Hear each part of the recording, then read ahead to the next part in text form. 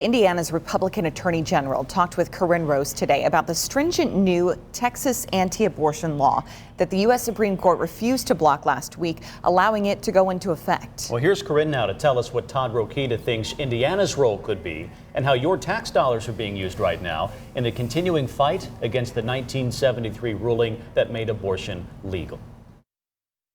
Texas had a victory, and it's a victory for life. Republican Indiana Attorney General Todd Rokita applauds Texas's new law that bans abortions after 6 weeks of pregnancy. That's the time frame when a fetal heartbeat can be detected, but typically before many women even know they're pregnant.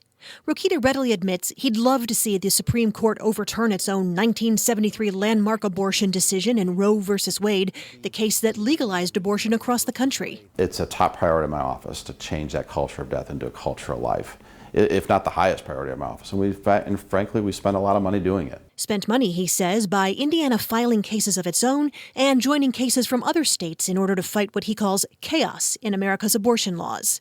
However, Rokita says it might be better to have decentralized power or a patchwork of laws varying from state to state when it comes to abortion. The idea that we might let states help decide what kind of culture we have, one of life or one of death, may be the best way to go. We've seen how it's been with a centralized law for the last 50 years, and millions of lives were ended. As Indiana's Attorney General, Rokita says while his office does not have the ability to make state law, it does assist state lawmakers in researching the legality of any bills they'd like to file for the legislature to consider, including anything that might mirror what was passed in Texas. Certainly, we advise them on the constitutionality of their ideas before they become law.